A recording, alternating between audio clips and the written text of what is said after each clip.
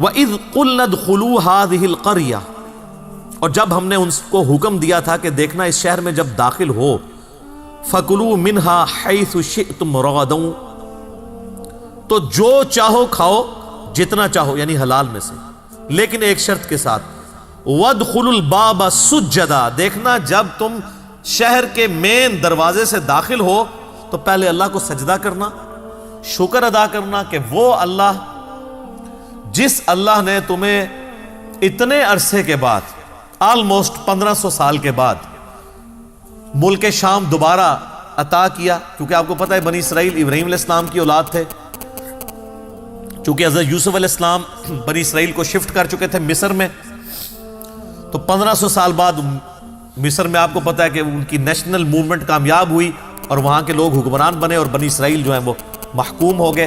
پھر اللہ تعالیٰ نے موسیٰ علیہ نبینا علیہ السلام کو ان کا منجی بنا کر، نجات دہندہ بنا کر، مہدی بنا کر، ہادی بنا کر بھیجا، اور انہوں نے 1500 سال کے بعد ان کو فرعون سے نجات دلا کے دوبارہ شام کی طرف ہجرت کروائی۔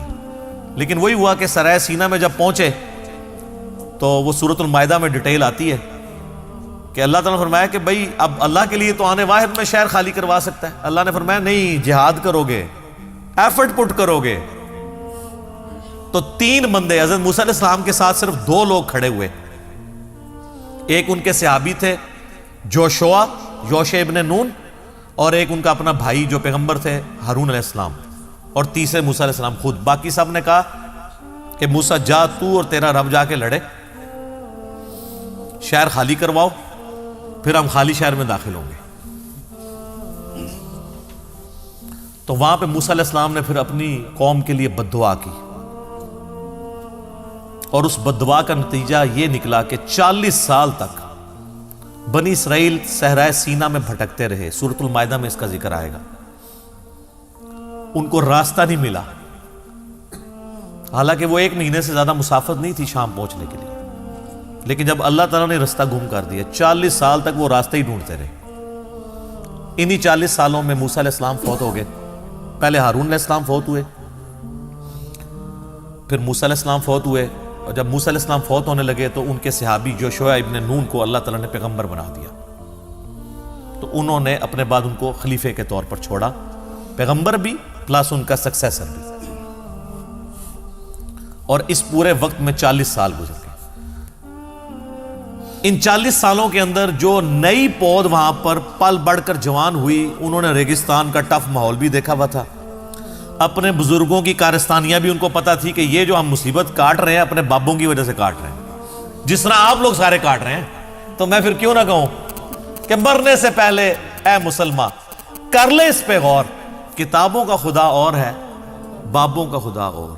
انہوں نے کہا کتاب میں تو حکم تھا پیغمبر کی پیروی کا، ہمارے بابوں نے وقت کے پیغمبر کی موجودگی میں نافرمانی کی اور مصیبت ہم کاٹ رہے ہیں، تو انہوں نے وقت کے پیغمبر سے ریکویسٹ کی یوشع ابن نون سے کہ ساڑھے بزرگ تے سارے انجی سن،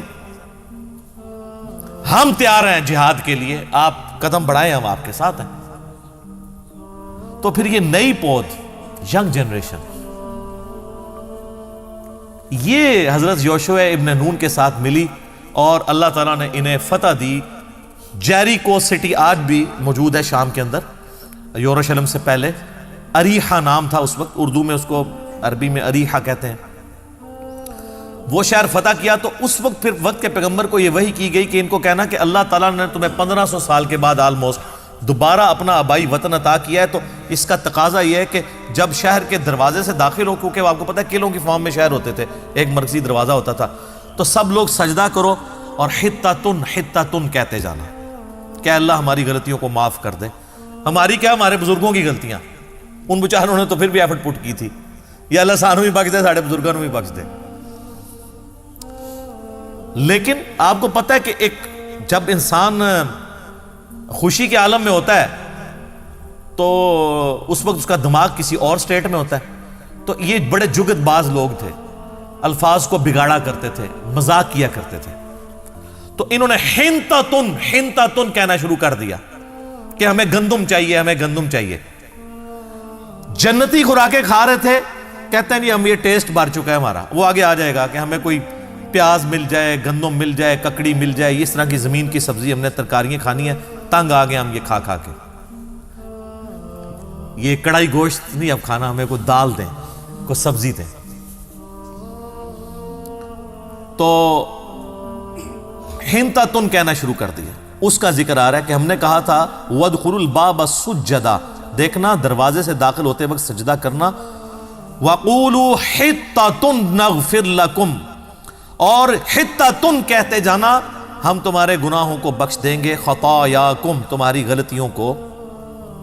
وسنزید المحسنین, اور ہم نیکوکاروں کو, احسان کی روش اختیار کرنے والوں کو مزید دیتے ہیں. فبدل الذین ظلموا قولا غیر الذی قیل لهم, لیکن ان ظالموں نے اس قول کو دوسرے قول سے بدل دیا جس قول کا کہا گیا تھا حطۃ کی بجائے انہوں نے حنطۃ کہا. صحیح بخاری میں اس کانٹیکسٹ میں حدیث ہے کہ انہوں نے حنطۃ کا لفظ استعمال کیا. لو جی سر, پہلا یونیورسل ٹروتھ آ رہا ہے کہ جب انہوں نے یہ روگردانی کی تو اللہ تعالیٰ کی طرف سے عذاب کا کوڑا ان پر برسا. فَأَنزَلْنَا عَلَى الَّذِينَ ظَلَمُوا رِجْزًا مِّنَ السَّمَاءِ, تو ہم نے آسمانوں سے ایک عذاب ان پر نازل کر دیا, بِمَا كَانُوا يَفْسُقُونَ, ان کی نافرمانی کے سبب. اور یہ عذاب کیا تھا, اس کی ڈیٹیل تورات میں ملتی ہے کہ طاعون کا مرض پھیل گیا, پلیگ. اور یہ اتنا خطرناک مرض تھا, آج بھی آپ ذرا گوگل میں ہسٹری لکھیں کہ صرف یورپ کے اندر 14ویں صدی عیسوی کے اندر, آج سے آلموسٹ 700 سال پہلے یا 600 سال پہلے کہہ لیں, 2 کروڑ لوگ مرے ہیں طاعون سے. 2 کروڑ 200 ملین, اور دنیا کی آبادی آلموسٹ 30% کم ہو گئی تھی. جب طاعون پھیلتا تھا تو پھر وہ ایک سمجھ لیں جس طرح آج کل آپ کا یہ کرونا وائرس, یہ تو خیر کچھ بھی نہیں اس کے مقابلے پہ, اس میں تو ڈیتھ ریٹ بہت کم ہے. طاعون میں تو کوئی ہزاروں میں ایک بندہ بچتا تھا, اس میں تو 100 میں سے 2 مرتے ہیں, 98 پھر بھی بچ جاتے ہیں. تو پلیگ ان کے اوپر آئی, طاعون کے مرض میں یہ تباہ و برباد کر دیے گئے. بخاری اور مسلم دونوں میں حدیث ہے کہ بنی اسرائیل پر عذاب کا کوڑا اللہ تعالیٰ نے طاعون کی شکل میں نازل کیا, اور اہل ایمان کے لیے اس میں رحمت ہے.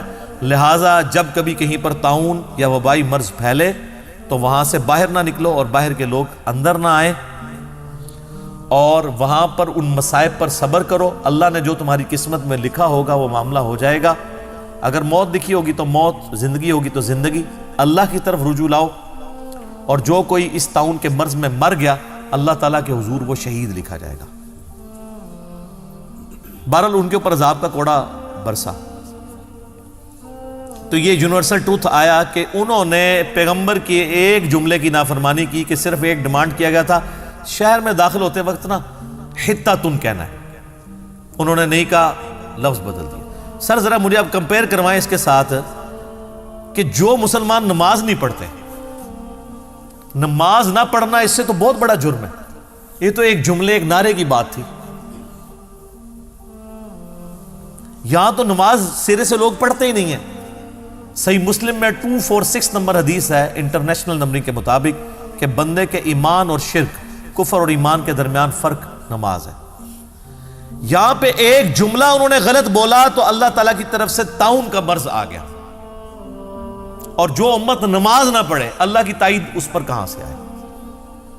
حتیٰ کہ سنن ابن ماجہ میں صحیح سند کے ساتھ حدیث ہے کہ جب میری امت میں اعلانیہ فحاشی ہوگی تو اللہ تعالیٰ ان کے اوپر طاعون اور اس قسم کے امراض بھیج دے گا جو پہلے کسی نے نہ دیکھے نہ سنے. تو یہ صرف یونیورسل ٹروتھ بنی اسرائیل کے لیے نہیں ہے, اس امت کے لیے بھی ہے.